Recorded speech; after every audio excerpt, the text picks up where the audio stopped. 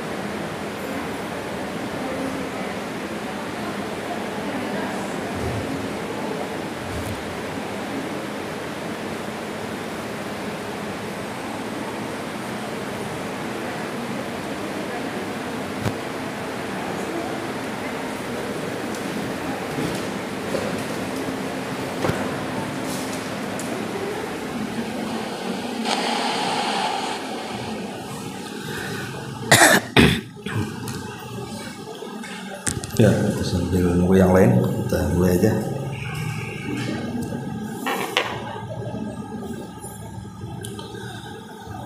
Bismillahirrahmanirrahim. Assalamualaikum warahmatullahi wabarakatuh.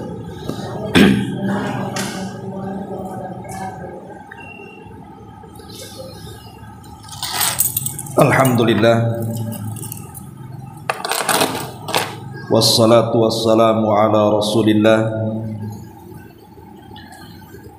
wa ala alihi wa sahbihi wa mawalah wa la hawla wa la quwwata illa billahi wa ba'd. Alhamdulillah, segala puja dan puji hanya milik Allah subhanahu wa ta'ala. Salawat dan juga salam kita curahkan kepada Rasul kita Nabi besar Muhammad sallallahu alaihi wa ala alihi wasallam. Ma'asyiral muslimat rahimakumullah. Kita lanjutkan kajian kita membahas tafsir singkat dari surah Al-Insan.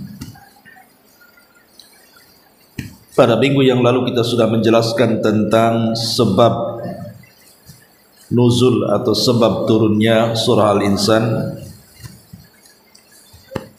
Dan hari ini kita akan memulai kajian surah Al-Insan dan kita akan jelaskan kalimat per kalimat dari surah yang mulia ini. A'udzubillahi minasyaitonir rajim. Bismillahirrahmanirrahim. Hal ata 'alal insani hinun minad dahri lam yakun syai'an madhkura. Inna khalaqnal insana min nutfatin amsyajin nabtali faja'alnahu sami'an basira.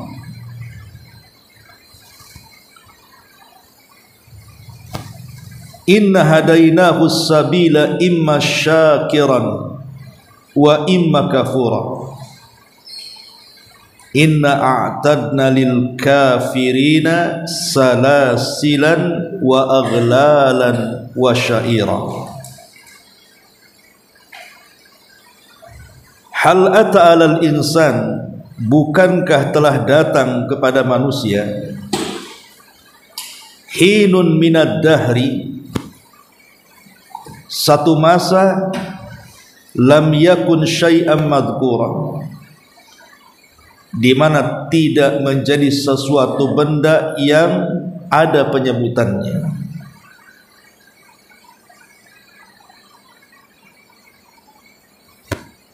Inna khalaqnal insan, sesungguhnya kami telah menciptakan manusia min nutfatin amsyaj, dari air mani yang bercampur, nabtali, agar kami mengujinya, faja'alnahu sami'an basira, maka kami jadikan dia mendengar lagi melihat. Inna hadainahu sabila imma syakira wa imma kafura, sungguh kami telah menunjukkan kepadanya jalan yang lurus, ada yang bersyukur di jalan itu, ada pula yang kufur. Inna a'tadna lil kafirina salasilan wa aghlala wa sa'ira, sungguh kami telah menyediakan bagi orang-orang kafir itu sebuah rantai, belenggu dan api sa'ir yang menyala-nyala. Ma'asyiral muslimat rahimakumullah, di sini Allah Subhanahu wa taala memulakan dengan kalimat hal ata 'alal insan. Hal dalam bahasa Arab itu ismul istifham, sebuah kalimat yang menunjukkan sebuah pertanyaan. Tetapi yang dimaksud hal di sini bukan bertanya soal kebodohan. Biasanya orang yang bertanya itu karena ingin menguji kecerdasan. Pamannya ibu tidak tahu, saya tanya, diuji kecerdasan ibu oleh saya. Itu umumnya kalimat istifham. Kalimat pertanyaan itu biasanya menguji apa ibu itu tahu atau tidak tahu. Maka saya kasih pertanyaan. Tetapi di dalam ayat ini bukan itu, tapi hal di sini memiliki makna qad, artinya sungguh telah datang atas manusia itu sebuah masa. Di masa itu belum ada sesuatu yang tersebut. Menjadi silang pendapat di antara para ulama tentang kalimat al-insan di sini. Karena umumnya di dalam Al-Qur'an itu kalau disebut kalimat insan biasanya konotasinya tidak baik. Seperti Allah Subhanahu wa taala mengatakan wal asri innal insana lafi khusrin. Demi masa sesungguhnya al-insan manusia itu sungguh dalam keadaan rugi. Khuliqal insanu dhaifa, diciptakan al-insan itu lemah. Dan begitulah bahasa Quran kalau menyebut kalimat al-insan itu konotasinya tidak baik. Ma'asyiral muslimin muslimat rahimakumullah. Lah di sini Allah Subhanahu wa taala menyebutkan hal ata 'alal insan, artinya qad ata 'alal insan, sungguh telah datang kepada manusia sebuah masa lam yakun syai'an madhkura, di mana di masa itu belum ada penyebutan apapun. Di sini ada faedah.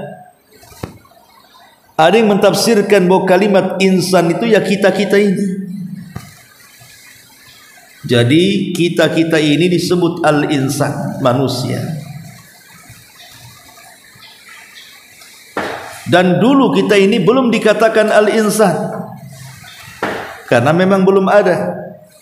Kemudian Allah Subhanahu wa taala ciptakan kita dari Adam dan juga istrinya Hawa. Tetapi ma'asyiral muslimat rahimakumullah, tentu sebagai manusia jangan sampai kemudian ketika Allah menciptakan kita masih juga tidak disebut-sebut Allah Subhanahu wa taala. Kalau bisa kita terlahir itu betul-betul disebut-sebut Allah, alias dibicarakan Allah Subhanahu wa taala. Bagaimana caranya supaya kita ini dibicarakan? Mazkura artinya dibicarakan oleh Allah Subhanahu wa taala. Maka ulama mengatakan Kalau kita ingin selalu dibicarakan Allah Subhanahu wa taala, dan ketika Allah membicarakan kita itu berarti menunjukkan kemuliaan kita. Karena orang yang dilupakan, tidak dibicarakan Allah, artinya ini bentuk kecelakaan kita. Pertama, muliakan ruh yang telah Allah titipkan kepada kita. Muliakan ruh yang Allah telah titipkan kepada kita. Manusia itu terangkai daripada jasad dan ruh. Yang memuliakan jasad itu bukan jasadnya, tapi ruh yang dimasukkan ke dalam jasadnya. Selama manusia ada ruh, maka manusia itu akan dimuliakan. Selama manusia itu ditinggalkan ruhnya, selama itu pula manusia tidak ada kemuliaan.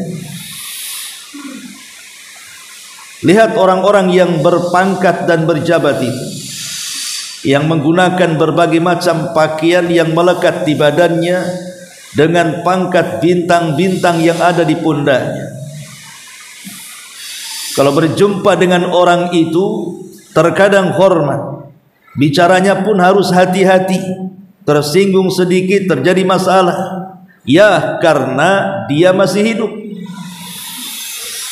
Coba yang punya pangkat-pangkat itu, Allah Subhanahu wa taala cabut ruh dalam badannya, kemudian dia mati, apa masih dipakai itu pakaian yang berpangkat itu? Tidak, bahkan diganti dengan kain kafan yang sama saja pakaian si pangkat dengan yang tidak punya pangkat. Hilang kemuliaannya di situ. Makanya muliakan ruh. Selama ruh di kandung badan ini muliakan. Dengan cara apa? Berikan asupan-asupan yang terbaik. Kalau badan kita berikan makanan minimal sehari 3 kali, maka ruh juga harus ada asupannya. Apa asupannya? Yang kedua, hudiya ila amalin saleh. Arahkan ruh kita ini untuk memperbanyak amal saleh,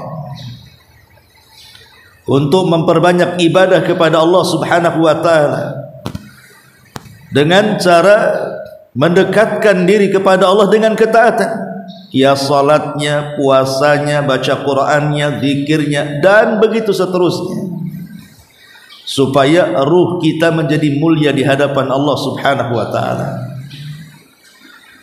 Kemudian yang terakhir,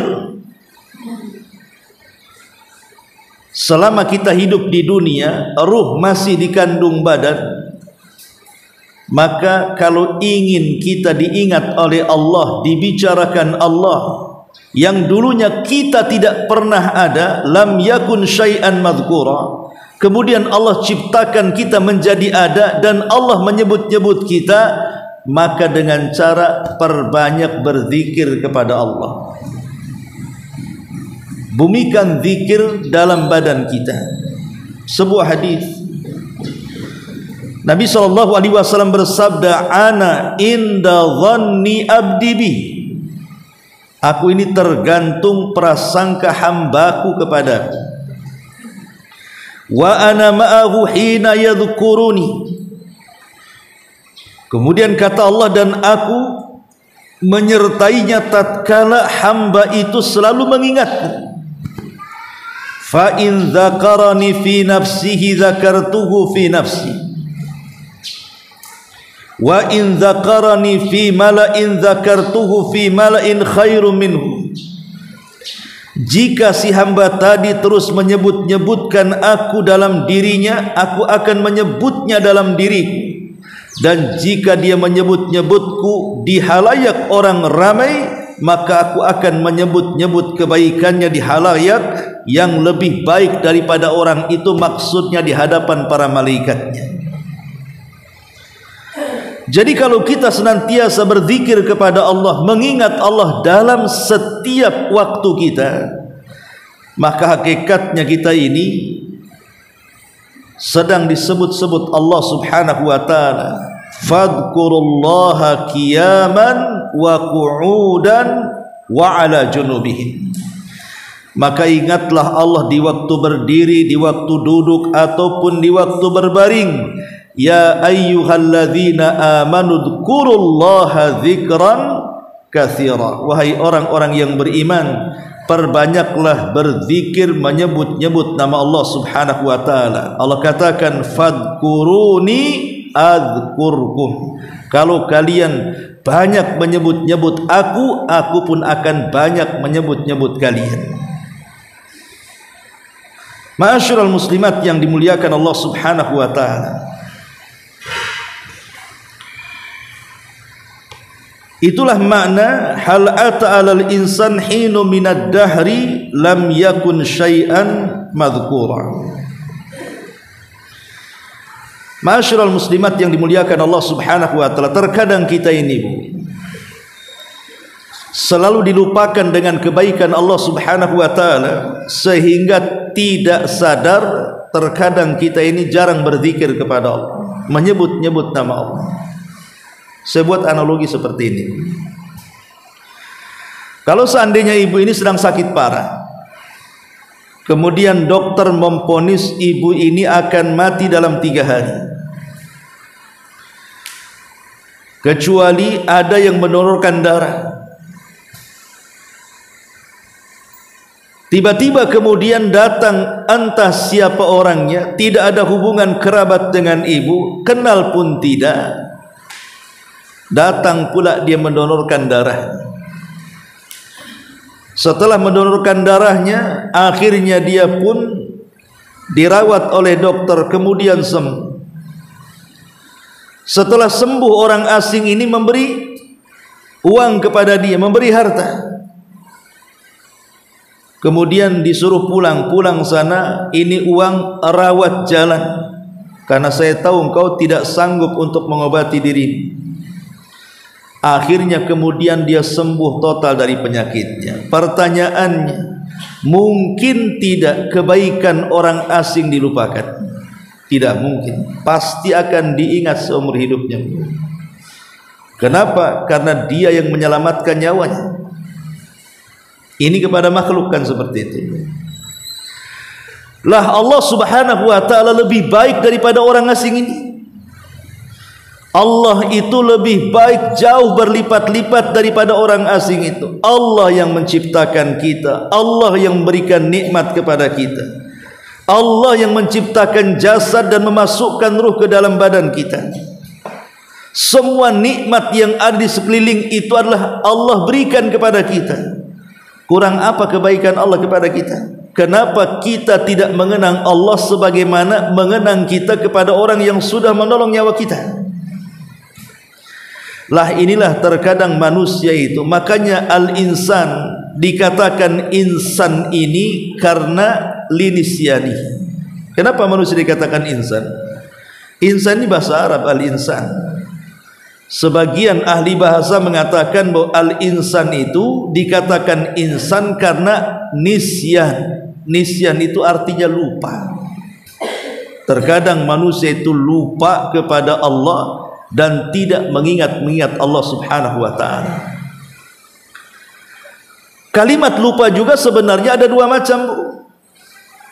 Ada lupa yang sifatnya terpuji, ada lupa yang sifatnya tercela. Jadi walaupun dalam diri manusia itu ada sifat lupa, tapi yang namanya sifat lupa itu ada yang sifatnya terpuji, ada yang sifatnya tercela. Contoh yang terpuji, kalau seandainya di masa lalu, di masa lampau ibu ini terlampau banyak masalah, mungkin kehilangan orang yang dicintainya, mungkin kehilangan harta yang dimilikinya, atau mungkin ada masalah-masalah yang kalau seandainya diingatkan pada hari ini, mungkin ibu bisa sedih, bisa stres, terpikir dan begitu seterusnya, tidak bisa tidur. Tiba-tiba Allah lupakan tuh kasus-kasus lama itu. Ibu bisa senyum, ibu bisa tertawa. Ini namanya lupa yang baik. Karena mengingat sesuatu yang lampau sehingga kita stres dan sedih ini akan mempengaruhi ibadah kita kepada Allah. Dengan dilupakan semuanya oleh Allah, maka lupa itu menjadi sebuah kebaikan. Saya ibu saya kira pernah diuji oleh Allah Subhanahu wa taala dengan sebuah masalah, dan itu akan dilalui setiap manusia. Terkadang masa-masa sulit itu akan hadir dalam kehidupan kita. Dan terkadang ketika ada masalah itu kayak kiamat rasanya. Kita tidak bisa keluar dari situ. Pasti saya ibu pernah mengalami itu. Sebuah masalah yang kita seolah-olah kiamat dunia. Tidak bisa keluar dari situ.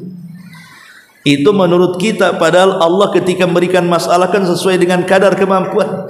Tapi terkadang kita berpikir tidak, kayaknya tidak bisa saya keluar dari sini, kiamat sudah. Tapi seiring waktu berjalan, ketika masalah itu terurai, nggak ingat lagi tuh masalah itu. Yang ketika ada masalah mungkin ibu hanya bisa nangis, setelah dilupakan masalah itu ibu bisa tersenyum kembali kan. Siapa yang melupakan masalah-masalah itu Allah, dan lupa seperti ini adalah nikmat. Ini yang pertama. Kemudian yang kedua, ada lupa itu bagian daripada azab Allah Subhanahu wa taala. Lupa yang tercela itu yang menempel pada manusia ketika dia lupa dari perintah-perintah Allah dan larangan-larangan Allah Subhanahu wa taala. Lupa kalau dia diperintahkan salat dia tidak salat. Lupa kalau diperintahkan puasa dia meninggalkan puasa. Lupa kalau diperintahkan zakat dan haji dia tinggalkan zakat dan haji padahal dia mampu. Lupa kalau Allah menyuruh kita membaca Quran tidak pernah kita baca. Lupa kalau Allah menyuruh kita berzikir, kita pula tak berzikir kepada Allah Azza wa Jalla. Lah lupa-lupa seperti ini digambarkan dalam Quran. Wa man a'rada an dzikri fa inna lahu ma'isyatan dhanka wa nahsyuruhu yaumal qiyamati a'ma. Qala rabbi lima hasyartani a'ma wa qad kuntu basira. Qala kadzalika atatka ayatuna fanasitaha wa kadzalikal yawma tunsa wa kadzalika nazzi man asrafa wa lam yu'min bi ayati rabbih la'adzabul akhirati asyaddu wa abqa, kata Allah. Allah katakan dalam Al-Quran, barang siapa yang berpaling mengingat diriku, maka kami akan berikan kepadanya kehidupan yang sempit, dan kelak pada hari kiamat kami butakan matanya. Dia pun mengatakan di hadapan Allah, ya Rabb, kenapa kau kumpulkan kami dalam keadaan buta, padahal dulu di dunia aku melihat. Di sini syahidnya Allah berfirman, begitulah ketika ayat-ayat kami sampai kepadamu, ketika perintah-perintah kami sampai kepadamu, ketika larangan-larangan kami sampai kepadamu, fanasitaha, kau lupakan itu semua. Wa kadzalikal yauma tunsa, begitu juga kami melupakan engkau hari ini kepadamu.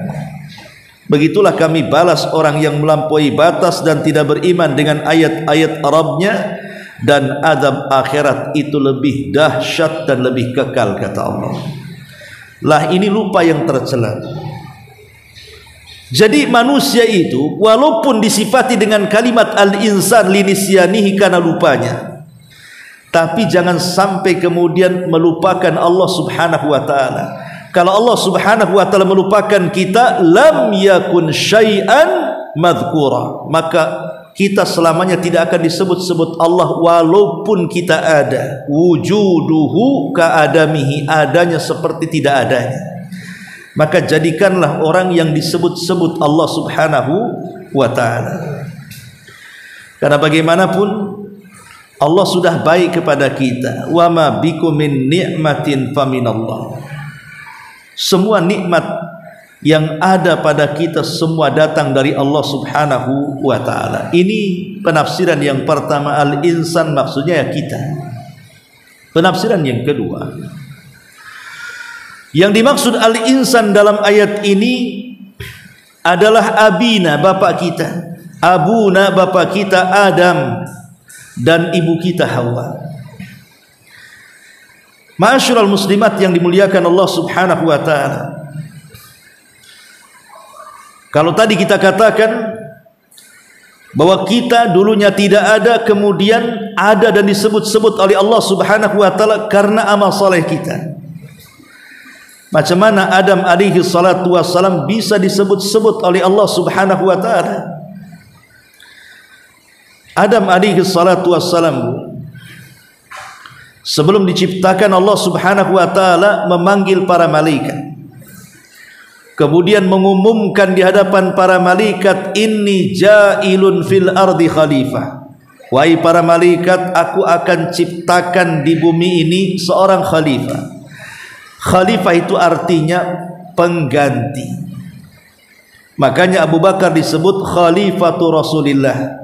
Dia adalah khalifahnya Rasul, artinya pengganti Rasulullah. Siapa yang akan digantikan Adam? Atau menggantikan siapa Adam ini? Menggantikan makhluk yang sebelumnya sudah menempati bumi. Siapa makhluk yang sebelumnya menempati bumi? Itulah bangsa jin. Ala ra'sihim, pimpinannya iblis. Jadi Adam itu akan menggantikan iblis menjadi khalifah di bumi, dan akan menjadi makhluk yang bergenerasi, yang akan terus ada sampai kiamat dibangkitkan.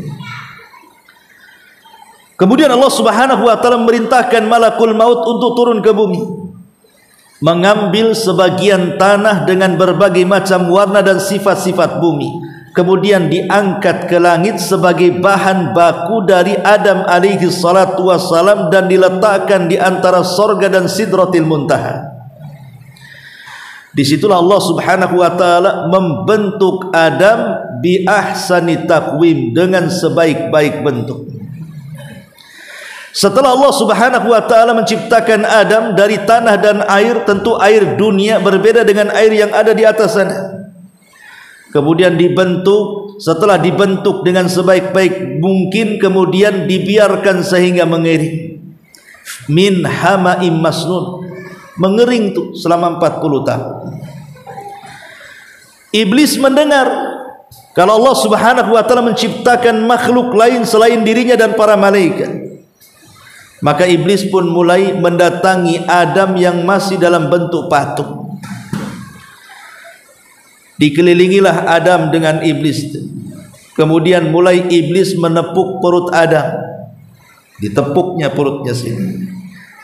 Kemudian keluarlah bunyi.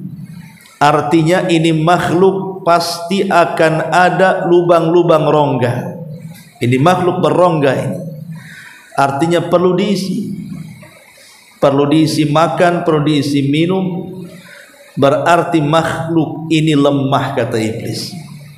Dia mengatakan, kalau Allah kuasakan makhluk ini kepadaku, maka aku akan hancurkan dia.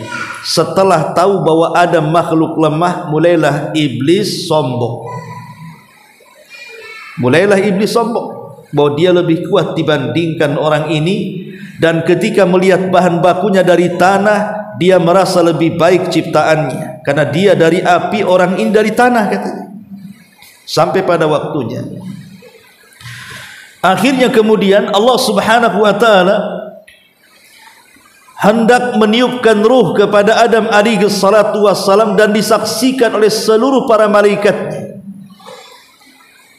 Dan Allah ingin membuktikan kepada para malaikat bahwa makhluk yang akan diciptakannya jauh lebih mulia dibandingkan para malaikat yang sebelumnya. Mengatakan kepada Allah, ya Rabb, ataj'alu fiha man yasfiqud dima, ataj'alu fiha man yufsidu fil ardi wa yasfiqud dima wa nahnu nusabbihu bihamdika wa nuqaddisu lak. Ya Rabb, apakah Engkau akan menciptakan makhluk seperti jin sebelumnya yang sudah merusak bumi dan menumpahkan darah? Malaikat mengkias dengan jin yang sebelumnya menghuni bumi. Mereka suka merusak, mereka suka menumpahkan darah. Kemudian malaikat menawarkan dirinya kepada Allah Subhanahu wa taala dengan mengatakan, ya Rabb, kalau seandainya Engkau mau, kirim kami saja pengganti jin-jin itu di bumi.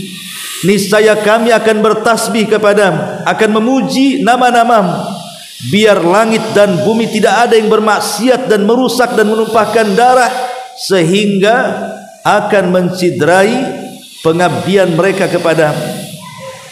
Jadi malaikat menawarkan diri, tapi malaikat ini tergesa-gesa, belum diciptakan sudah menawarkan dirinya. Adam pun belum diciptakan, kenapa dia tergesa-gesa? Kadang-kadang tergesa-gesa itu kan tidak baik juga. Tetapi karena melihat semangatnya para malaikat beribadah kepada Allah Subhanahu wa taala, maka Allah Subhanahu wa taala ciptakan Ka'bah bagi para malaikat yang disebut dengan Baitul Ma'mur. Mereka semangat ibadah, dibuatkan Ka'bah oleh Allah. Kok ibadahlah di situ sepuasnya, di Baitul Ma'mur. Lah setelah Allah Subhanahu wa taala mendengar keluh kesah para malaikat, maka Allah Subhanahu wa taala mengatakan, inni a'lamu ma la ta'lamun. Aku lebih tahu dengan ciptaanku. Tunggu saja. Sampailah ketika betul-betul Allah ciptakan Adam alaihi salatu wasalam dengan tangannya sekali. Ini kemuliaan, karena iblis diciptakan dengan kun fayakun, tapi Adam diciptakan dengan tangan Allah. Kemudian Allah mengatakan, fa idza sawaituhu. Ini yang pertama, apabila kami sudah sempurnakan Adam. Gimana tidak sempurna yang menciptakan langsung Allah? Yang kedua, wa nafakhtu fihi min ruhi. Kumasukkan ke dalam jasad Adam itu ruh dariku. Kalimat ruh dariku ini penisbatan ruh kepada Allah, penisbatan tasyrif kemuliaan. Apapun yang dinisbatkan atau diidhafahkan kepada Allah itu pasti mulia. Baitullah, rumahnya Allah, Ka'bah, mulia karena rumah itu dinasabkan kepada Allah. Naqatullah, untanya Allah, mulia karena unta itu diidhafahkan kepada Allah. Termasuk ruhnya Adam itu mulia karena diidhafahkan kepada Allah. Dari ruhku, kata Allah. Dan ini kemuliaan Adam yang kedua. Kemudian kemuliaan Adam yang ketiga, faqa'u lahu sajidin. Semata-mata ruh masuk ke dalam Adam, maka kalian para malaikat harus langsung sujud. Ini perintah. Mulailah ruh itu ditiupkan ke dalam jasad Adam. Ketika ruh sudah sampai melewati tenggorokan, maka Allah Subhanahu wa taala membuat Adam bicara. Dan yang pertama kali yang dikeluarkan dari Adam itu adalah kalimat Alhamdulillah, karena ruh ketika masuk ke tenggorokan dia bersih. Jadi Adam itu sempat bersih, haji gitu ya. Kemudian Adam mengatakan Alhamdulillah. Allah buat dia mengucapkan kalimat itu. Ketika kemudian malaikat mendengar Adam mengucapkan Alhamdulillah, maka malaikat menjawab, yarhamuka ya Adam rabbuk. Semoga Allah merahmati engkau wahai Adam, Rabbmu. Semoga Rabbmu merahmati engkau wahai Adam. Di sini ada dua kalimat. Pertama alhamdu, pujian. Yang kedua yarhamuka rabbuk. Semoga Allah merahmati dirimu ya Adam. Berarti di sini ada alhamdu, ada ar-rahmah. Ada pujian dan ada rahmat. Dan pujian dengan rahmat itu selamanya tidak bisa dipisah. Siapa yang memuji Allah Subhanahu wa taala pasti akan diberikan rahmat. Dan siapa yang tidak pernah memuji Allah maka akan dijauhkan daripada rahmat. Karena pujian itu tanda daripada kita memenuhi panggilan Allah Subhanahu wa taala, dan orang yang memenuhi panggilan Allah pasti akan diturunkan rahmat. Dan orang yang tidak pernah memuji Allah artinya dia tidak pernah memenuhi panggilan Allah, ketika itu tidak akan turun rahmat kepada dia. Kemudian setelah ruh sampai di kaki, Adam pun bisa bergerak. Kemudian Allah Subhanahu wa taala merintahkan kepada para malaikat sujud. Semua para malaikat sujud. Satu pula yang tak sujud, siapa? Iblis. Tidak mau sujud. Aba wastakbara wa kana minal kafirin. enggan iblis, sombong iblis, termasuk makhluk kafir, kata Allah. Setelah kemudian para malaikat sujud, kemudian mereka bangkit. Tentu yang dimaksud sujud di sini bukan sujud ibadah, karena sujud tidak boleh diberikan kecuali kepada Allah. Maksudnya sujud di sinilah sujud at-takrim, hanya penghormatan saja. Begitulah malaikat caranya menghormati Adam dengan cara sujud. Akhirnya Adam pun diperintahkan Allah Subhanahu wa taala untuk mengucapkan salam kepada para malaikat. Kata Allah, "Ya Adam, idhab ila al-malaikah fasallim alaihim." Wahai Adam, pergi kau kepada para malaikat, ucapkan salam kepada mereka. Maka Adam diilhamkan dengan mengucapkan assalamu alaikum. Maka para malaikat mengatakan wa alaikumussalam wa rahmah. Adam dan seluruh keturunannya melebihi siksanya Allah kepada hamba-hambanya. Inna rahmati sabaqat ghadabi. Sesungguhnya rahmatku akan mendahului kemurkaanku, kata Allah. Kemudian setelah itu, maka Adam alaihi salatu wassalam tertidur. Saat tertidur itulah Allah ambil rusuk yang paling atas, yang paling bengkok, yang dekat dengan jantung. Diciptakanlah pasangannya Hawa. Pas Adam bangun, nampak ada perempuan cantik di samping. Siapa kamu? Saya Hawa. Kenapa disebut Hawa? Hawa itu kan bernafas artinya. Karena satu-satunya makhluk yang diciptakan dari makhluk yang bernyawa adalah Hawa. Karena Adam diciptakan dari makhluk mati. Tanah air itu mati. Tapi Hawa diciptakan dari makhluk yang hidup, maka disebut Hawa. Keluar oksigennya. Ya. Ketika ditanya, "Man, siapa anda?" "Saya Hawa." "Kenapa Allah menciptakan kamu?" "Liaskuna ilaika," agar aku membawa ketenangan kepadamu. Maka ketika itulah Allah letakkan kepada Adam perasaan cinta dan juga perasaan sayang kepada Hawa. Dari sini Allah katakan, "Wa min ayatihi an khalaqalakum min anfusikum azwaja litaskunu ilaiha wa ja'ala bainakum mawaddatan wa rahmah inna fi dzalika laayatin liqaumin yatafakkarun." Dan dari tanda-tanda kuasa Allah jadikan kalian berpasangan Adam dan Hawa. Untuk apa? Supaya kalian saling cinta, kemudian tumbuh rasa sayang. Jadi Adam dicintakan dengan Hawa dan disayangkan dengan Hawa, akhirnya tumbuh perasaan sakinah, ketenangan. Baru dari situ Allah katakan, "Masuklah kalian berdua ke dalam surga. Fakulu minha haitsu syi'tuma wa la taqrabu hadhihi syajarah fatakuna minadh dhalimin." Silahkan nikmati yang ada di sorga. Ada makanan, makan. Ada minuman, minum. Ada kenikmatan, nikmati. Silahkan, kecuali satu pohon saja, jangan kau dekati.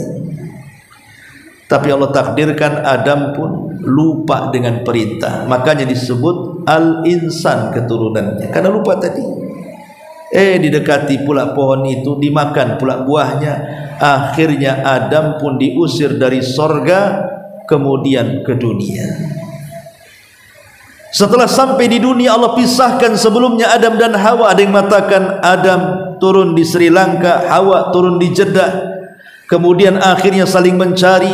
Ketika dekat sampai di Muzdalifah, ketika kemudian berjumpa, akhirnya mengetahui dalam bahasa Arabnya Araf, maka tempatnya disebut Arafah.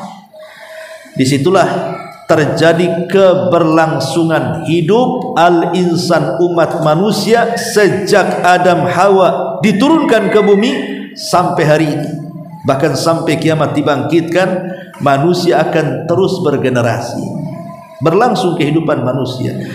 Bagaimana caranya keberlangsungan hidup manusia? Di sinilah Allah katakan, "Inna khalaqnal insana min nutfatin amsyaj nabtalihi faja'alnahu sami'an basira." Ayat yang keduanya Allah Subhanahu wa taala mengatakan, "Inna khalaqnal insan," sesungguhnya kami telah menciptakan manusia.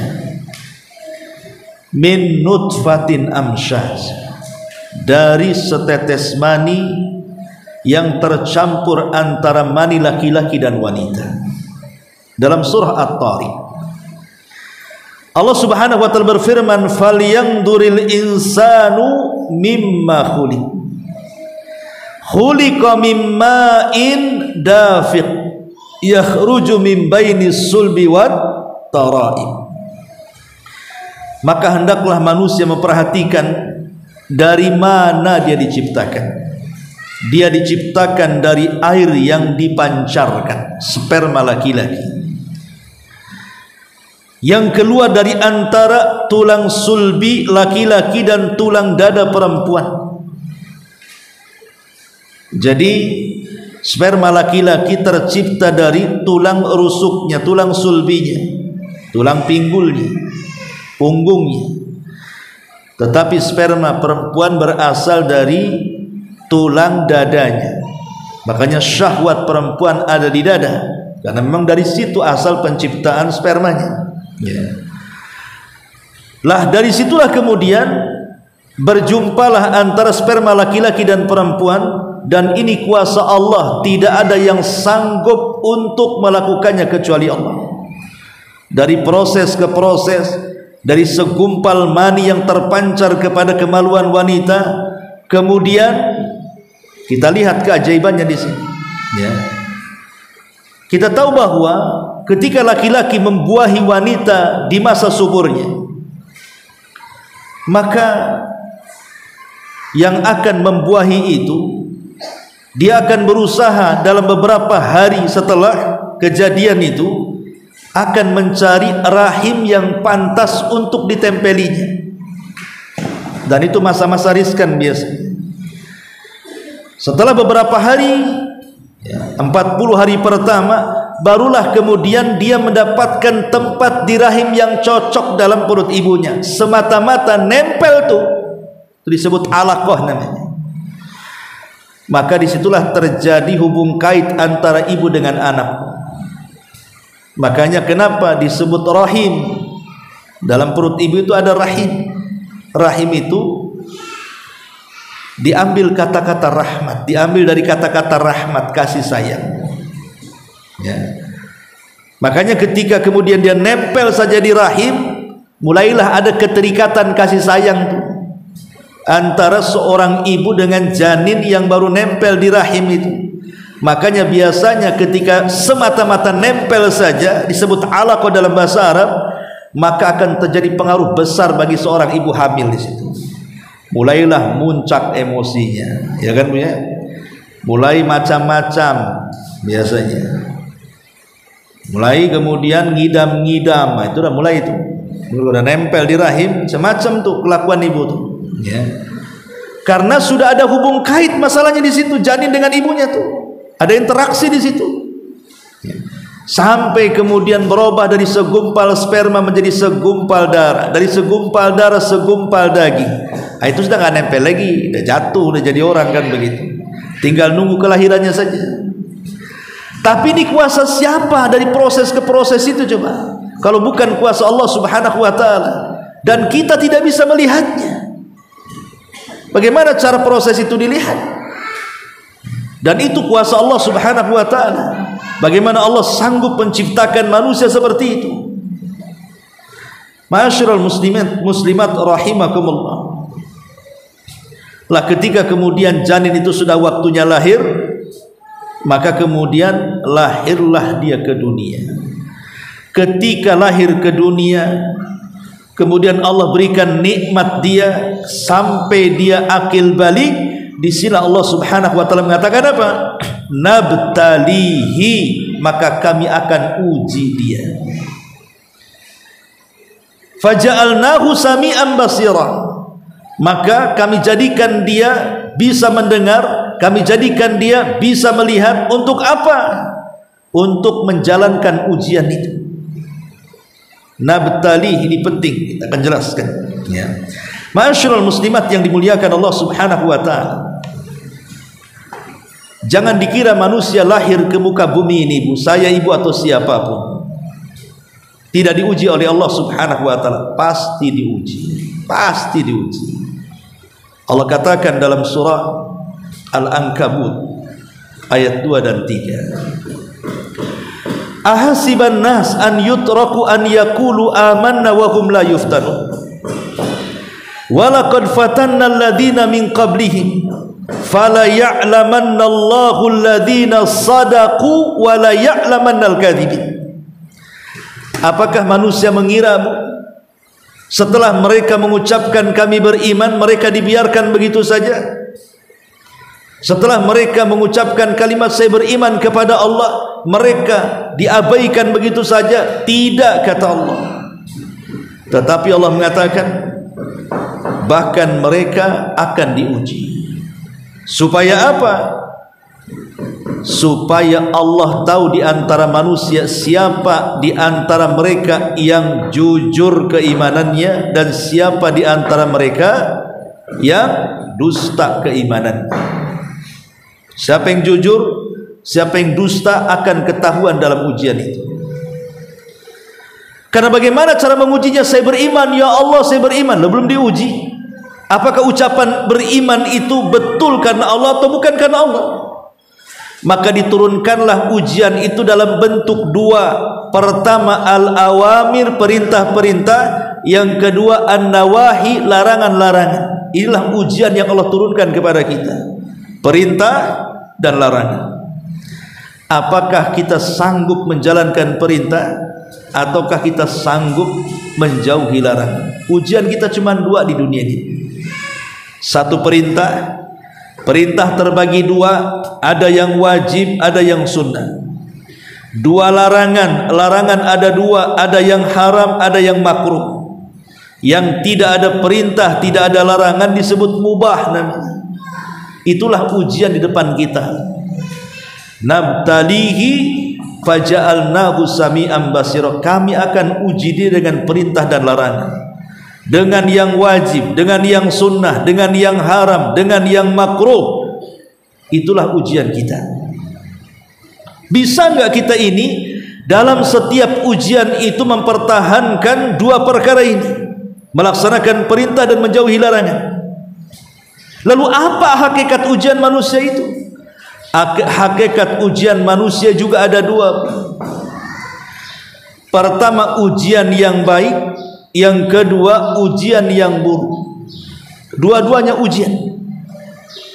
Allah Subhanahu wa taala mengatakan wa nabluukum bisyarri wal khairi fitnah. Kami akan uji kalian dengan perkara baik dan perkara buruk. Dua-duanya ujian bagi kalian.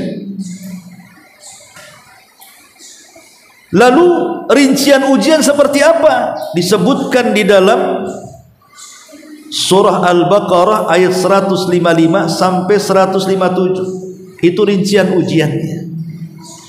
Allah Subhanahu wa taala mengatakan, "Wala nabluwannakum bi syai'in minal khaufi wal ju'i wa naqsim minal amwali wal anfusi was thamarat wa basyiris sabirin alladzina idza asabatkum musibatun qalu inna lillahi wa inna ilaihi raji'un." Inilah ujian rinciannya. Kata Allah, wa nabluwakum, sungguh kami akan uji kalian, bisyai'in, dari sedikit. Jadi ujian itu tidak banyak, sedikit saja.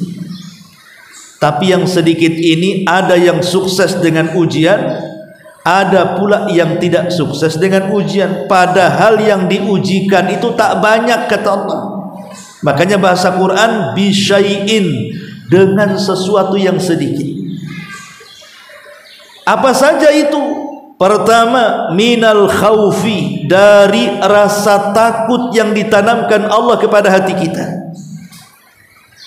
Manusia itu ada dua sifat yang berlawanan, satu berani, satu takut. Kalau yang mendominasi berani, dia pemberani. Kalau yang mendominasi takut, berarti dia penakut. Lah takut ini ada dua macam, ada yang terpuji dan ada yang tercela. Adapun takut yang tercela adalah takut yang membawa kepada kemaksiatan kita kepada Allah Subhanahu wa taala. Dan umumnya di masyarakat itu takut yang tercela itu karena 3 hal. Pertama, takut miskin. Dia kaya, takut miskin. Yang kedua, takut jatuh. Dia sudah jadi pemimpin, jadi pejabat, dimuliakan, dihargai, dihormati, takut jatuh. Karena kalau sudah jatuh tidak ada yang menghargai dia. Dan yang ketiga, takut mati. Tapi takut mati yang tidak beralasan, karena terlampau cintanya dia dengan dunia, akhirnya takut mati. Lah inilah 3 ketakutan yang akan menghantui setiap kita, Bu. Saya, ibu, siapapun akan dihantui dengan 3 perkara ini. Terkadang kita takut dengan masa depan anak, kan, nanti macam mana anak saya ke depan. Terkadang takut dengan rumah tangga, karena ada cekcok macam mana rumah tangga ke depan. Terkadang takut dengan ekonomi, macam mana nanti ini, apakah usahanya jalan ataukah berhenti di tengah jalan. Lah itu muaranya ada pada harta. Takut kehilangan harta, intinya di situ. Sebab kalau orang punya harta, akhirnya dia menjadi orang yang bakhil.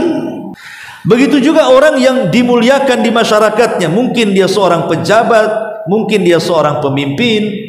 Terkadang ada perasaan takut kalau seandainya dia turun dari jabatannya, kan. Jangankan diturunkan, belum turun baru ada informasi akan turun saja demamnya seminggu. Mana ini? Nah, itu takut dalam hatinya.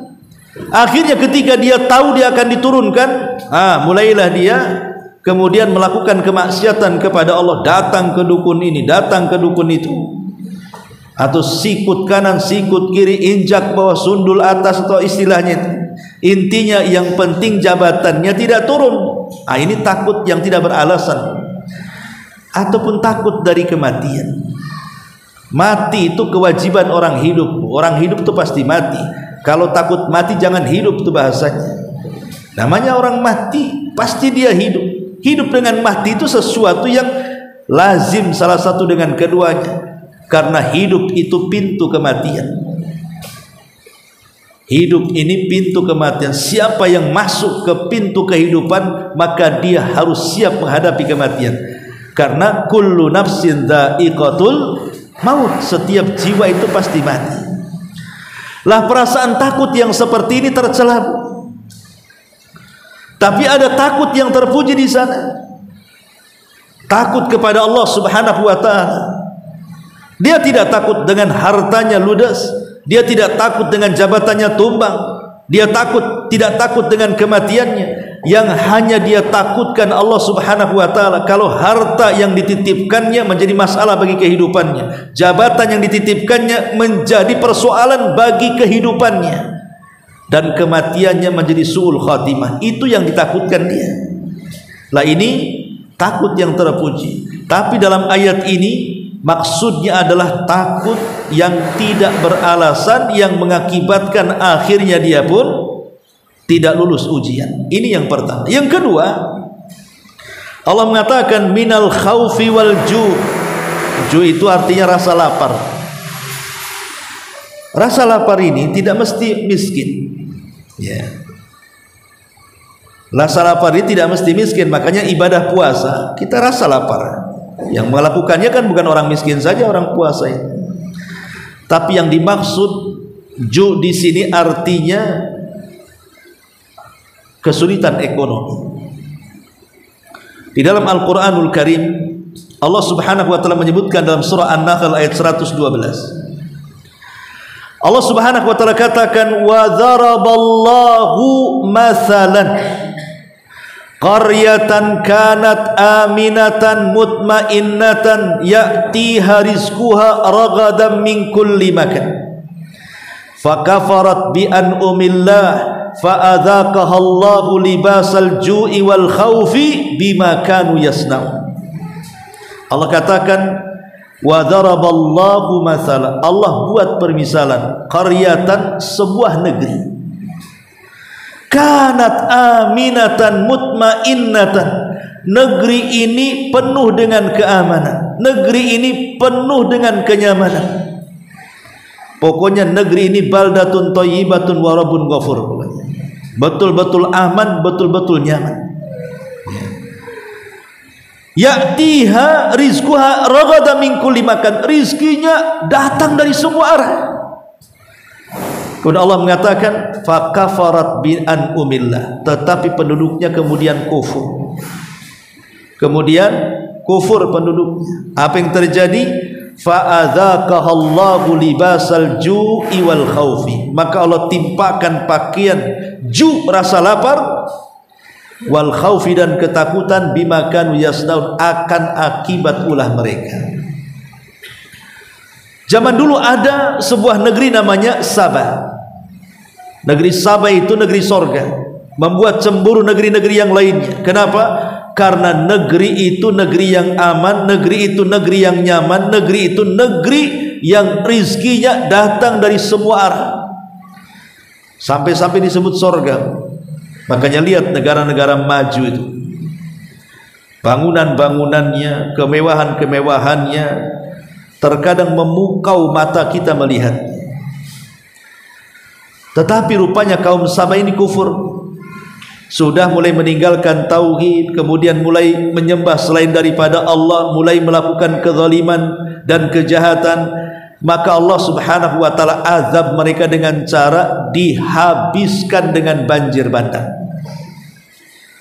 Akhirnya semua kebanggaan mereka dari buah-buahan yang setiap hari tidak pernah ada musimnya panen terus, dari situlah penghasilan mereka, Allah hancurkan semuanya. Tinggal 3 pohon yang disisakan, itu pun tidak bisa dimakan. Itulah karena kufur kepada Allah. Dulu kita tahu bahwa negeri Afrika itu lebih kaya dibandingkan Arab Saudi. Afrika itu negeri kaya dulu. Arab Saudi tidak sekaya Afrika. Tapi ketika seorang syekh bercerita bagaimana di sana orang banyak yang kemudian meninggalkan agamanya, kenikmatan yang banyak tidak disyukurinya. Terkadang menyembelih kambing itu dibuang semuanya, hanya mungkin diambil hatinya saja, hanya diambil daging sagarnya, yang lainnya dibuang, kepalanya semua dibuang. Mubazir, kufur dengan nikmat Allah Subhanahu wa taala. Akhirnya apa yang terjadi? Lihat negeri Afrika. Kata Syekh ini mengatakan menjadi negeri yang paling miskin. Tapi lihat Saudi Arabia, dulunya negeri miskin, tapi sekarang menjadi kaya karena banyak bersyukur kepada Allah Azza wa Jalla. Itu sebuah negeri ya. Jangan jauh-jauh, negeri kita juga lah. Negeri kita ini katanya negeri yang paling kaya, kaya segalanya, baik lautnya, baik daratnya, baik hutannya, baik gunungnya, dan begitu seterusnya. Bisa saja kenikmatan yang Allah berikan dan anugerahkan kepada kita Allah cabut kalau kita kufur ya. Kalau kita kufur, tidak menjaga alam, umpamanya nebang pohon sembarangan, akhirnya hutan pada gundul dan begitu seterusnya, jadi musibah di mana-mana, longsor, banjir, macam-macam akhirnya. Ma'asyiral muslimat yang dimuliakan Allah Azza wa Jalla, berakhir dengan kesulitan ekonomi. Itulah minal ju'. Kemudian yang ketiga, wa naqsim minal amwal. Naqsim minal amwal, kurang dari kekurangan harta, artinya kefakiran. Terkadang kita diuji dengan kefakiran. Di dalam hadis Nabi mengatakan, ajaban li amril mu'min, inna amrahu kullahu khairun. Sangat mengherankan perkaranya seorang mukmin. Semua bagi dia perkara itu baik, tidak ada yang tidak baik bagi dia. In asabathu dharra'u sabara fakana khairan lahu, wa in asabathu sarra'u syakara fakana khairan lahu, wa laysa dzalika illa lil mu'min. Kalau ditimpa madarat, kefakiran umpamanya, dia sabar. Kalau ditimpa kenikmatan, dia kaya raya, dia bersyukur. Dan yang demikian tidak ada kecuali seorang mukmin yang bisa merasakannya. Jadi seorang mukmin itu tidak akan memadaratkan bagi dia, baik di atas kefakiran atau di atas kekayaan, gitu maksudnya. Dua-duanya sama saja bagi seorang mukmin itu. dan dua-duanya dijadikan ladang pahala. Kalau memang fakir, maka dia bersabar, jadi pahala bagi kehidupannya. Kalau dia kaya, dia bersyukur, jadi pahala dalam kehidupannya. Cuman terkadang kita ini kalau menghadapi kekayaan, mungkin kita bisa bersyukur, tapi kalau menghadapi kefakiran, terkadang jarang yang lulus dalam ujian sabar. Diuji keimanannya di sini, ya. Ketika fakir itu diuji keimanan kita. Nabtalihi faja'alnahu sami'an basira. Allah uji itu kefakiran kita itu. Apakah saat kefakiran kita ini betul-betul kita ini ikhlas karena Allah, menerima takdir dari Allah, qanaah, pokoknya rela dengan pemberian Allah, atau sebaliknya dengan kefakiran ini didekatkan dengan kekufuran. Sampai ada istilah para ulama itu, bukan hadis, kadal faqru an yakuna kufra. Kefakiran itu terkadang didekatkan dengan kekufuran. Kita lihat coba berita-berita ketika terjadi bencana, akhirnya kemudian banyak orang-orang yang diungsikan dan menjadi pengungsian. Akhirnya datang orang-orang non di luar dari Islam, kan, membawa beras, membawa minyak, membawa apa, membawa ini. Akhirnya kemudian satu persatu murtad hanya gara-gara faktor ekonomi. Lah yang lebih parah lagi, kita tahu bahwa fakir harta itu tidak lebih parah daripada fakir ilmu. Makanya harta dengan ilmu itu kalau ingin selamat, gandengkan. Kata Nabi SAW, dunia ini dihuni oleh 4 manusia. 1 orang yang diberikan harta dan diberikan ilmu. Dengan ilmunya dia salurkan hartanya di jalan Allah, maka ini orang yang paling baik. 2 orang yang diberikan ilmu tapi tidak diberikan harta, tapi dia berangan-angan, kalau aku punya harta aku pun ingin seperti yang pertama, maka pahala dia dengan yang pertama sama di hadapan Allah. Yang ketiga, ada orang yang diberikan harta tapi tidak diberikan ilmu, karena jahil akhirnya dia hura-hura dengan hartanya, maksiat kemana-mana, maka ini orang yang paling buruk di sisi Allah. Yang paling apes yang keempat, tak punya harta, tak punya ilmu, sudah bodoh miskin. Nah itu masalah. Berangan-angan dia, kalau aku punya harta ingin seperti orang ketiga, aku pun sama ingin menghambur-hamburkannya. Ini Pak, dosa orang yang keempat dengan yang ketiga sama saja. Makanya kalau Allah uji dengan kefakiran, fakir harta, jangan pula fakir ilmu. Nggak apa-apa saya miskin, tapi janganlah kemudian saya bodoh, gitu maksudnya. Sebab kalau sudah bodoh dia fakir, kuadrat tuh jadinya. Akhirnya apa? Kebodohannya masuk kepada kekufuran.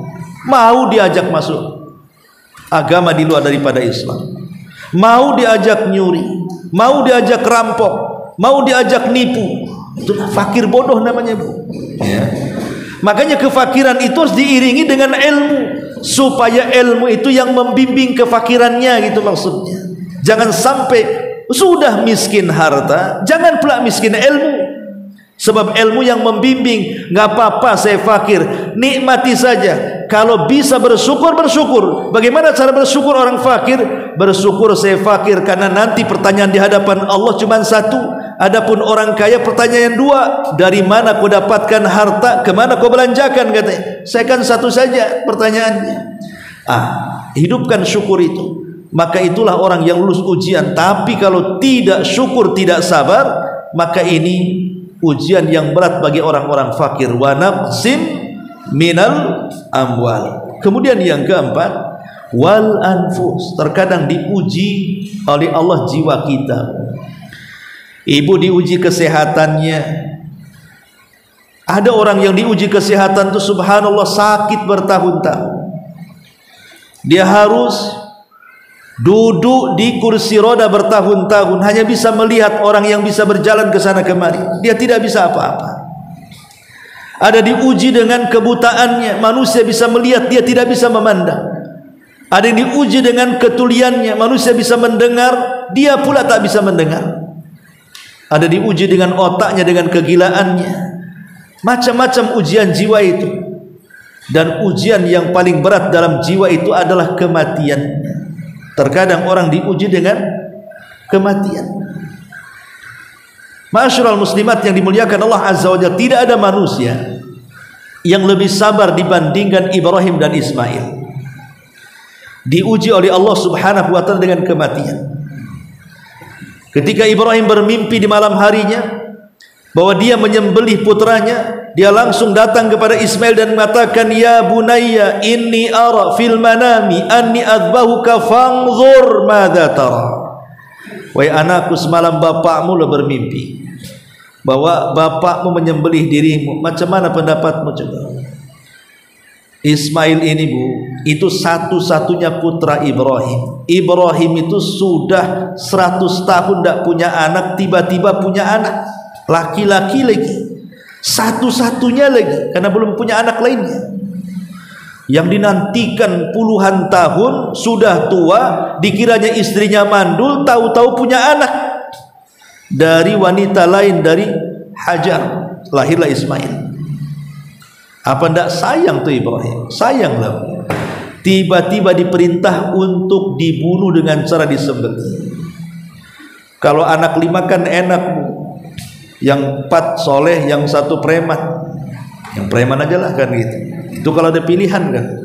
Ini nggak ada pilihan, cuma 1. Gimana ini caranya? Akhirnya kemudian Ibrahim coba berdialog dengan Ismail itu. Tapi Ismail karena didikan Hajar, dia mengatakan, "Ya abatif alma tu'mar satajiduni insyaallahu minas sabirin." Kalau ini perintah Allah, lakukan saja. Lihat, ini ujian. Ujian mau dibunuh, lakukan saja. Lakukan saja. Lihat orang-orang yang dipenjara, yang sudah diponis kematian. Harusnya kalau sudah jelas-jelas dia diponis kematiannya, harusnya kan memperbaiki sebelum ponis itu datang.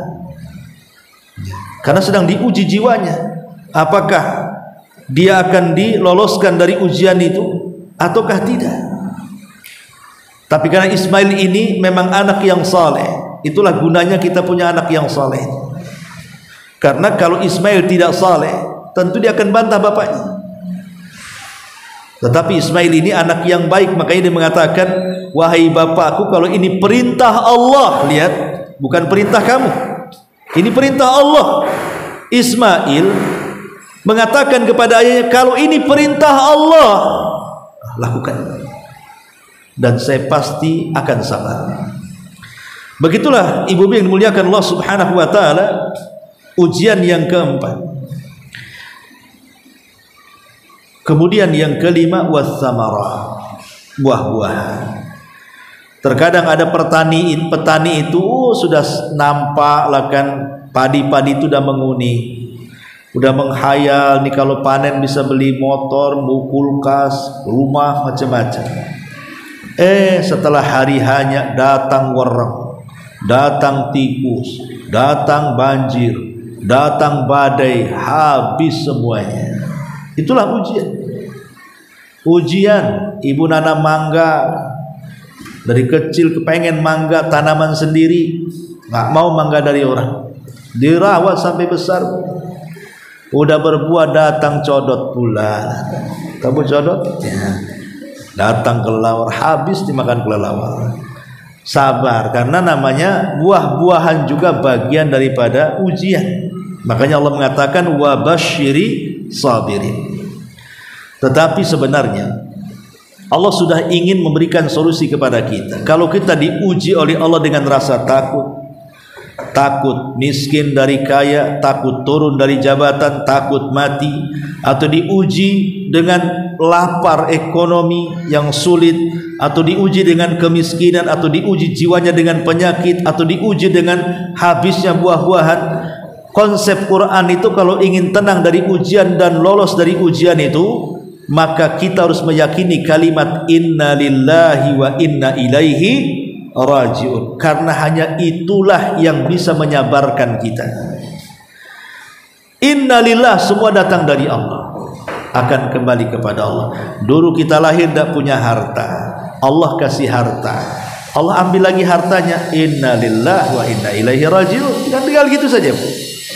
Dulu lahir tidak ada pangkat, tidak ada jabatan, tidak ada kepemimpinan. Kemudian Allah kasih tuh pangkat, jabatan, kepemimpinan, tiba-tiba diambil. Innalillah wa inna ilaihi raji'un. Dan begitu semuanya. Kita lahir loh nggak ada nikmat apapun di badan. Tiba-tiba kenikmatan dicabut, ya itu terserah Allah. Makanya kemudian Allah mengatakan wa basyiri sabirin. Kasih kabar gembira orang-orang yang sabar itu. Orang yang segala-galanya mengembalikan kepada Allah Subhanahu wa taala, karena itu milik dari Allah Subhanahu wa taala. Semua hanya titipan kepada kita. Bukan kita yang memiliki segalanya.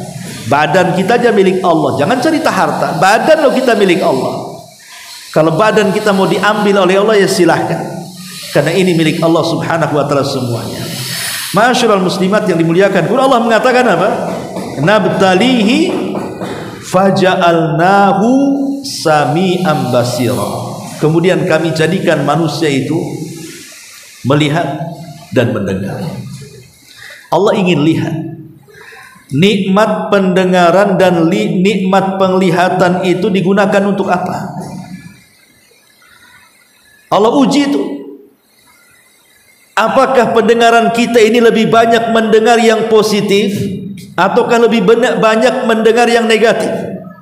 Apakah telinga itu kita gunakan untuk mendengar orang yang membaca Quran, orang yang sedang berdakwah, orang yang sedang memberikan nasihat, ataukah justru telinga kita ini dengarkan kepada orang yang sedang ngerumpi, yang sedang menggibah, yang sedang namimah, yang sedang memfitnah, dan begitu seterusnya? Atau didengarkan musik tidak mau Quran? Maka nanti akan ditanya oleh Allah Subhanahu wa taala. Karena ini nikmat pendengaran ini. Ya. Kemudian juga penglihatan. Mata kita ini lebih banyak melihat ke yang mana gitu ya. Apakah melihat kepada yang halal ataukah melihat ke yang haram? Maka Allah mengatakan, Allahu akhrajakum min butuni ummahatikum la ta'lamuna syai'a wa ja'ala lakumus sam'a wal basar wal fuad kullu ulaika kana anhu mas'ula. Allah telah keluarkan kalian dari perut ibu kalian tidak mengetahui sesuatu apapun, tapi kemudian Allah berikan pendengaran, Allah berikan penglihatan, Allah berikan akal, dan tiga wasilah itu akan ditanya di hadapan Allah Subhanahu wa taala. Faja'alnahu sami'an basira. Kemudian Allah Subhanahu wa taala mengatakan, Inna hadainahu sabila imma syakiran wa imma kafura. Inna a'tadna lil kafirina salasila wa aghlala wa sa'ira. Inna hadainahu, sesungguhnya kami telah menunjukkan kepadamu jalan. Wa hadainahu najdain. Ini jalan baik, ini jalan yang tidak baik. Ini jalan ke sorga, ini jalan ke neraka. Ini jalan yang ikhlas, ini yang tidak. Ini yang boleh, ini yang tidak. Pokoknya lengkap. Yang mendekatkan kita ke sorga sudah dijelaskan, yang menjauhkan ke neraka juga sudah dijelaskan. Allah sudah menjelaskan segala-galanya. Tinggal pilih. Imma syakiran wa imma kafura. Subhanallah bahasa Quran. Ya, ini keajaiban bahasa. Ya. Ketika Allah Subhanahu wa taala menyebut kalimat syukur dengan kalimat syakir, bukan syakur. Kan ada syakir, ada syakur. Tapi ketika menyebut kalimat kufur, bukan kafiran tapi kafuran. Kenapa nggak disamakan saja? Inna hadainahu sabila imma syakuran wa imma kafuran. Kan enak tuh. Ini enggak. Atau mungkin kita samakan dengan inna hadainahu sabila imma syakiran wa imma kafiran umpamanya kan. Enggak, yang satu syakur, yang satu syakir, yang satu kafur pula. Syakir itu artinya sedikit bersyukur. Kalau syakur itu banyak bersyukur. Jadi syakur itu namanya siag al-mubalaghah, bentuk yang berlebihan. Kalau syakir itu sedikit syukur, kalau syakur banyak bersyukur.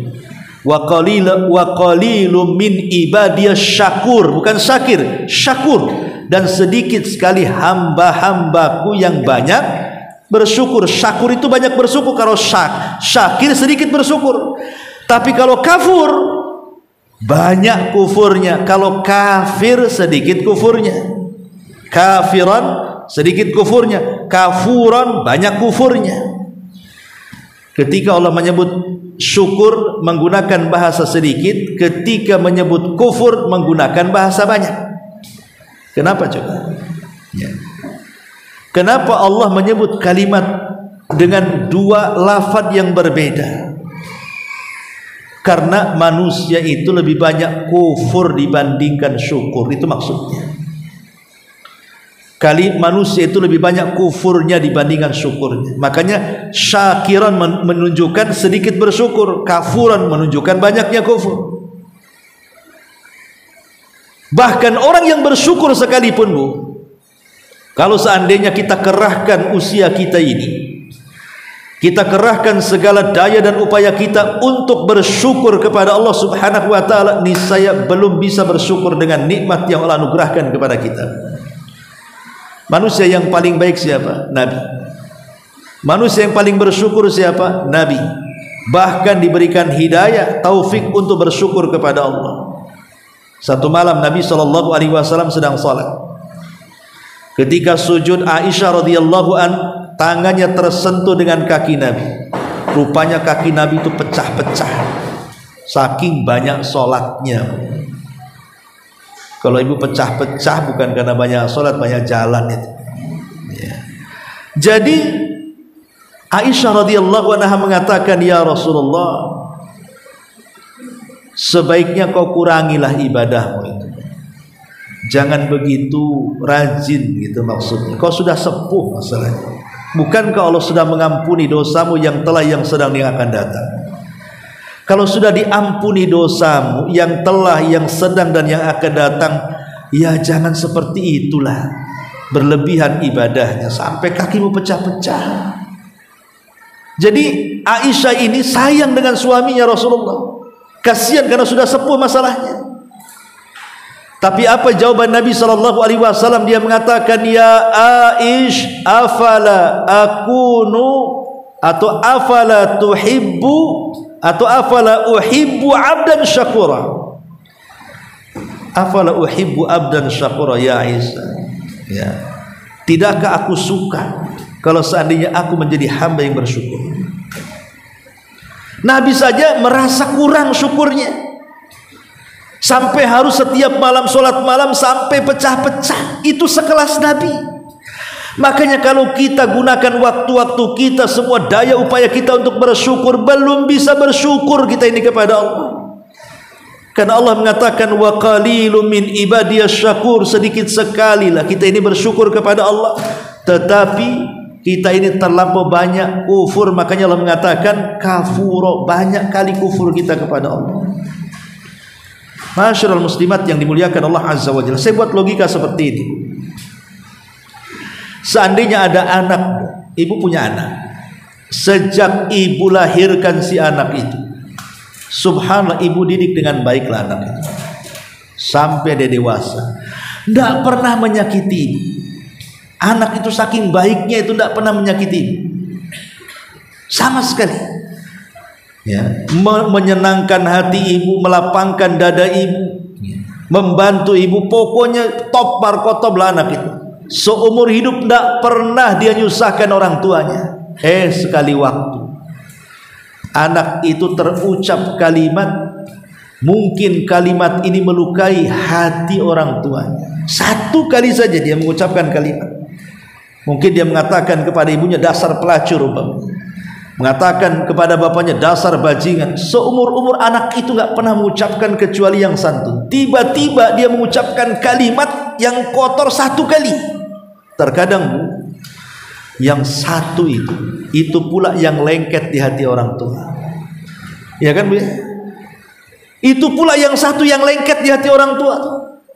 Padahal dari mulai lahir sampai dia dewasa, dia itu tidak pernah berbuat jahat, akhlaknya bagus, ucapannya santun, sopan dengan orang tuanya. Tapi gara-gara satu kalimat bisa terluka tuh orang tua, dan orang tua melupakan kebaikan si anak dari kecil sampai dewasa. Ini pula yang terjadi, maaf ibu ya, dengan hadis Nabi SAW ketika Rasul masuk ke dalam surga. Ternyata penghuninya kebanyakan siapa?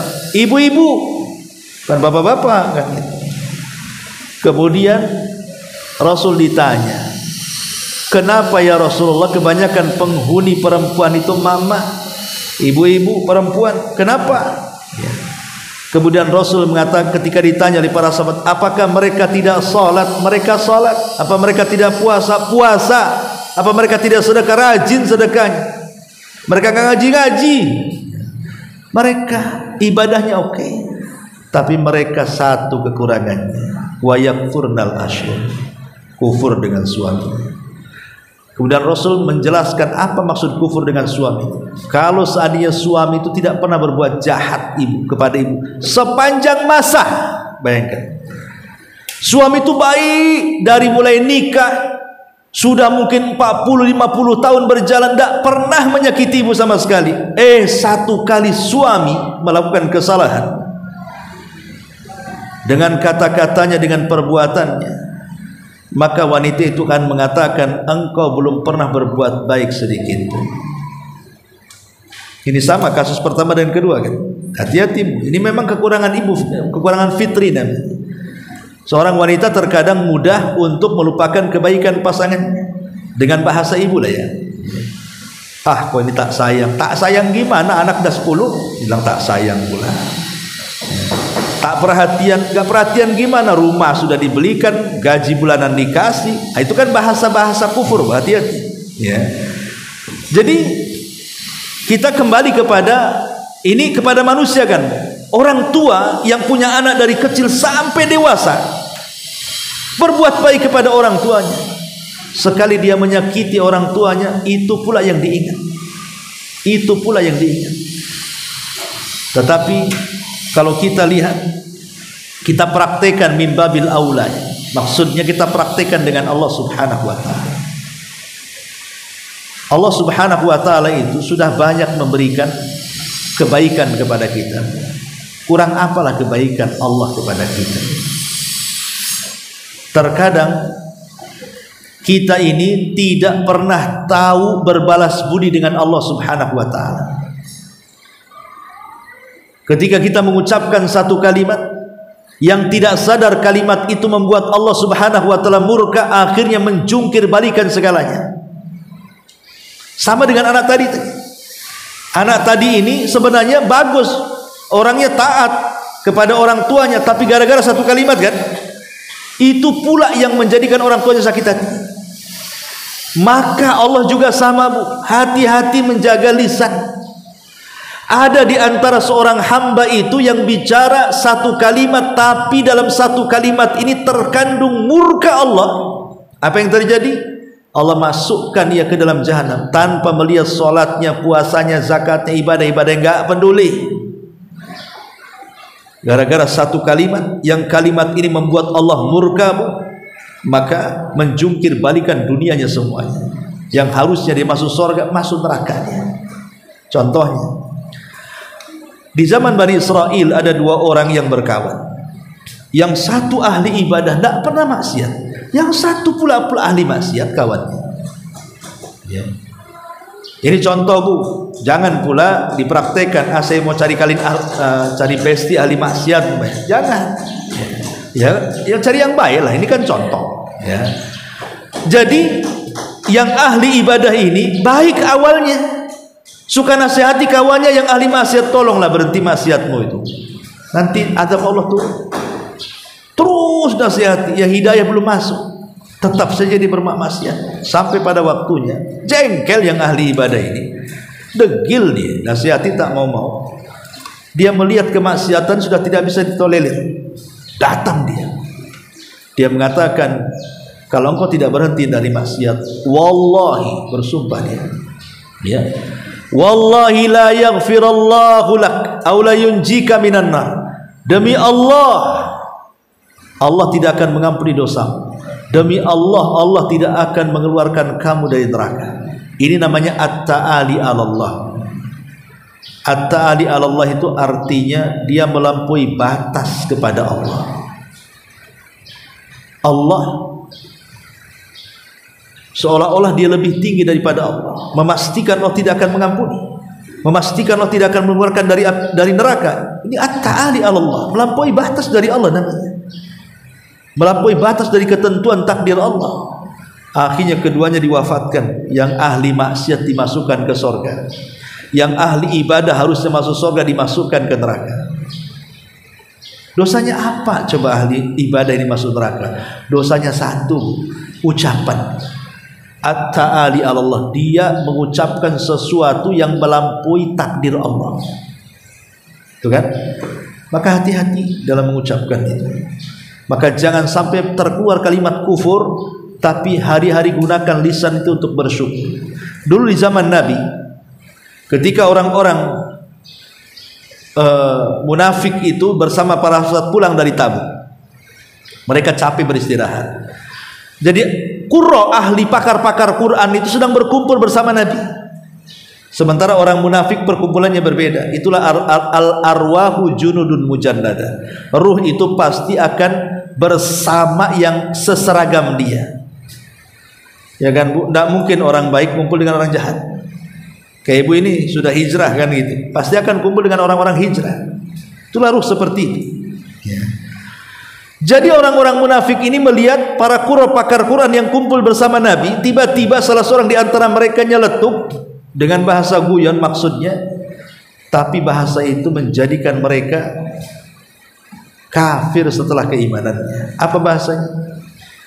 Orang ini mengatakan, ma ra'aina, katanya, aku tidak pernah melihat manusia yang paling rakus perutnya. Coba, yang paling rakus perutnya, yang paling dusta lisannya, yang paling pengecut ketika berjumpa dengan lawannya kecuali mereka. Disyaratkan kepada siapa? Pakar-pakar Quran yang ada di sekitar Nabi. Mereka salah. Pakar-pakar Quran itu adalah wali-wali Allah. Setiap hari mereka membaca kalam Allah. Setiap hari mereka mempelajari Al-Quran dari Rasulullah. Tiba-tiba dihina oleh orang-orang munafik. Turun ayat, abillahi wa ayatihi wa rasulihi kuntum tastahzi'un. Apakah dengan ayatnya, apakah dengan Allah, dengan ayatnya, dengan Rasulnya, kuntum tastahzi'un, engkau mengolok-olok? La ta'tadiru qad kafartum ba'da imanikum. Tidak ada alasan bagimu, engkau sudah kafir setelah keimanan kalian. Turun ayat ini. Jadi hati-hati, lisan ini sebagai nikmat, maka bersyukurlah dengan lisan. Mata ini nikmat, bersyukurlah dengan mata. Telinga ini nikmat, bersyukurlah dengan telinga. Tangan kaki nikmat, bersyukur dengan tangan kaki kita, dan begitu seterusnya. Jadikan semua anggota badan kita ini dalam rangka mensyukuri nikmat Allah Subhanahu wa taala. Sebab kalau tidak, Allah ancam di ayat selanjutnya, inna a'tadna lil kafirina salasilan wa aghlalan wa sa'ira. Maka kami akan siapkan kepada orang-orang itu.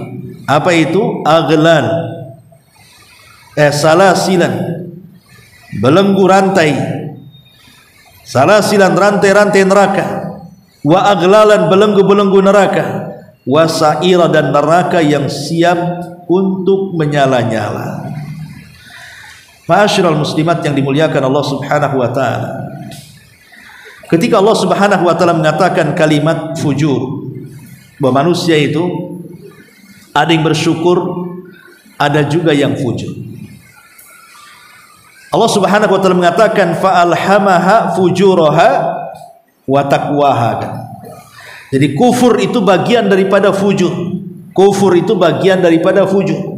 Fujur itu artinya orang yang tidak mau kebaikan. Itu namanya fujur. Lah itu setiap jiwa manusia itu bisa kufur karena kefajiran. Dan fajir itu datang dari setan, sementara syukur itu datang dari para malaikat. Makanya setiap manusia itu ada korinnya kan, ada korin yang baik, ada korin yang jahat. Maka berlindunglah kepada Allah dari korin yang jahat, dan teruslah dekat dengan korin yang baik, maksudnya para malaikat-malaikat Allah Subhanahu wa taala. Wallahu a'lam bishawab. Sampai di sini saja, mudah-mudahan ada manfaatnya. Sebelum saya tutup, kalau ada yang bertanya silakan.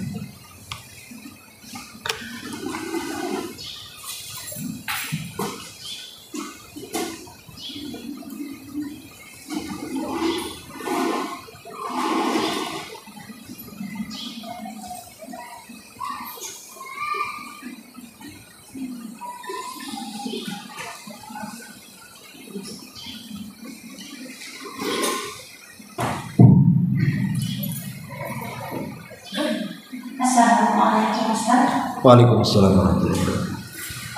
Dari pembahasan yang terakhir ya Ustaz, masalah kubur, tadi Ustaz sudah menjabarkan masalah yang banyak di neraka itu wanita karena kekufurannya. Terus Ustaz juga kasihkan contoh dari kisah seseorang yang bersahabat, yang satu alim dan yang satu lagi pelaku maksiat. Terus dari kisah dari yang saya jabarkan tadi, anak ingin tanyakan bagaimana kisah cerita yang Ustaz jabarkan yang pertama tadi, ketika seorang anak ibu mempunyai anak yang alim yang taat, tapi satu ucapannya itu membuat ibunya sakit hati. Ini kan tidak terkait tentang hubungan sama Allah, sebagaimana kisah yang dua orang bersahabat itu karena dia lebih mendahulukan Allah antara rububiyah dan rububiyah Allah.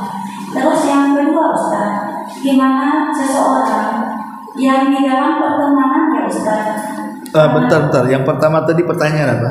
Oh, yang pertama tadi bagaimana arti kisah seorang anak yang dia begitu taat, namun ketika mungkin ada kata yang tanpa dia sadari mengatakan ibunya sakit hati, apakah itu membuat dia terjumus ke dalam neraka Ustaz? Iya. Yang kedua? Yang kedua, bagaimana dengan pertemanan seorang sahabat yang baik, yang Masya Allah mereka itu memang benar-benar saling menyayangi karena Allah. Mungkin juga ada satu perkataan yang tanpa disadari, dia mengatakan sesuatu buat temannya, terus temannya sakit hati dan tidak mau memaafkan. Apakah itu juga membuat dia bisa masuk ke dalam neraka? Ya, alhamdulillah. Kedurhakaan seorang anak kepada orang tua itu bagian daripada dosa besar. Dan akidah ahli sunnah wal jamaah mengatakan bahwa dosa besar itu tahta masyiatillah, di bawah kehendak Allah. Kalau Allah mau, Allah ampuni karena banyak kebaikan. Tapi kalau Allah mau, Allah azab dulu untuk dibersihkan keburukannya. Maka lihat, nanti kan ada timbangannya masing-masing. Kalau kebaikannya lebih banyak, keburukannya sedikit, maka dia akan selamat. Tapi kalau keburukannya lebih banyak, kebaikannya sedikit, maka dia tidak akan selamat. Bagi yang seimbang buruk dan baiknya, maka hisabnya paling akhir, walaupun ujung-ujungnya pun memang diselamatkan Allah. Tapi setelah mereka ditempatkan di A'raf, yang kalau ada angin neraka panas, kalau ada angin surga sejuk, kan itu yang kebaikannya setara. Maka akhir daripada siapapun, apakah pertanyaan yang pertama atau yang kedua, orang yang menyakiti orang lain kan bagian daripada dosa besar. Maka kaedahnya sama. Kaedahnya kalau memang nanti di hadapan Allah kebaikan yang lainnya lebih banyak, maka dia akan selamat. Tapi kalau keburukannya lebih banyak, dia tidak akan selamat. Tapi yang jelas bahwa dosa yang berkaitan dengan orang lain, bukan dosa yang berkaitan dengan Allah Subhanahu wa taala, pasti ada kisahnya. Apakah anak kepada orang tua kepada anak, suami kepada istri, istri kepada suami, semua akan terjadi kisah pertanggungjawaban. Makanya Allah mengatakan yauma yafirrul mar'u min akhi wa ummihi wa abi wa sahibatihi wa bani likulli imri'in minhum yauma idzin sya'nun yughni. Hari ketika orang lari dari kawannya, hari ketika mereka lari dari ibu bapaknya, hari ketika mereka lari dari anak dan istrinya, masing-masing sibuk mengurus dirinya. Kenapa mereka bisa lari di dunia? Kalau kita kumpul dengan anak senang, kalau kumpul dengan orang tua senang, kalau kumpul suami istri anak orang tua senang, apalagi orang yang sudah lama nggak berjumpa ingin berjumpa. Tapi kenapa di akhirat yang harusnya mereka berkumpul mereka lari? Kenapa bisa lari suami dari istri pada di dunia itu? Si istri takut kehilangan suaminya atau sebaliknya? Kenapa bisa lari orang tua dengan anaknya pada di dunia, kalau bisa anaknya itu dekat dengan orang tuanya? Karena di akhirat itu kenapa masing-masing lari? Karena takut dimintai pertanggungjawaban haknya.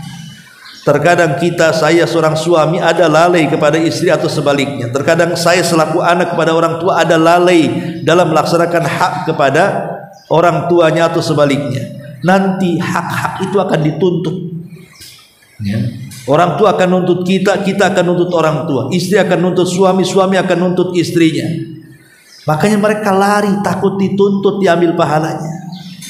Masing-masing sibuk ingin menyelamatkan, ingin masuk surga sendirian. Lah itu harus dipahami ya, bahwa dosa-dosa dengan hamba atau bukan dengan Allah Azza wa Jal, maka ini tuntutannya bukan hanya di dunia tapi di akhirat. Sudah dituntut di dunia saja, kalau tidak adil tetap ada tuntutan di akhirat, sampai betul-betul mendapatkan keadilan yang mutlak, sehingga masuk surga hatinya nggak ada dongkol lagi. Wallahu a'lam. Satu Ustaz. Iya. Ini bisa nyata ya Ustaz, yang akan ditanyakan di akhirat ini kondisi orang tersebut bagaimana? Ini yang seperti kita lihat di medsos ya Ustaz, perbedaan pendapat yang antara dijelaskan di situ antara NU dan Muhammadiyah. Dari seorang Habib ini yang memakai ilmu dengan bukan dengan dalil ya Ustaz, tapi dengan perkataannya sendiri. Dia menetapkan orang-orang NU lebih duluan masuk ke dalam surga daripada orang-orang Muhammadiyah, karena orang Muhammadiyah itu menentukan sesungguhnya rokok itu mematikan, katanya rokok itu memusnahkan. Sementara orang NU masih memberi toleransi bahwa makhluk. Dengan perkataan itu dia menyatakan bahwa orang Muhammadiyah itu lebih masuk surga. Dan seiring dengan jalan, tentu orang-orang yang mengikuti kesukaannya masih memilih mana yang lebih disukai oleh yang menyampaikan tersebut. Terus ketika orang yang mengikuti bahwa dia mengatakan bahwa ada toleran di orang NU, dia merasa duluan masuk surga, itu di mana posisi mereka Ustaz ketika meyakini hal yang demikian? Menjazmkan masuk surga itu tidak boleh menurut ahli sunnah wal jamaah. Memastikan orang masuk surga itu tidak boleh, kecuali yang sudah dipastikan oleh Allah dan Rasulnya saja. Abu Bakar di surga, kita katakan Abu Bakar di surga. Umar di surga, kita katakan Umar di surga. Utsman di surga, kita katakan Utsman bin surga. Itu bicara perorangan. Kalau bicara kelompok, sahabat di surga, nggak apa-apa, kita katakan semua sahabat masuk surga, karena Allah yang mengatakan kullan wa'adallahul husna, setiap sahabat masuk surga. Kalau individu, ya orang-orang yang disebut oleh Nabi tadi, Abu Bakar, Umar, Utsman, Ali, Abdurrahman bin Auf, Abu Ubaidah dan begitu seterusnya.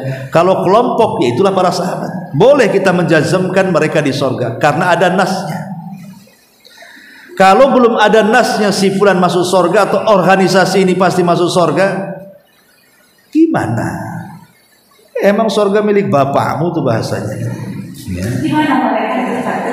Maksudnya begini. Organisasi itu mau NU, mau Muhammadiyah, mau Al-Irsyad, mau Persis, mau apalah, kan banyak, Wasliyah, macam-macam organisasi.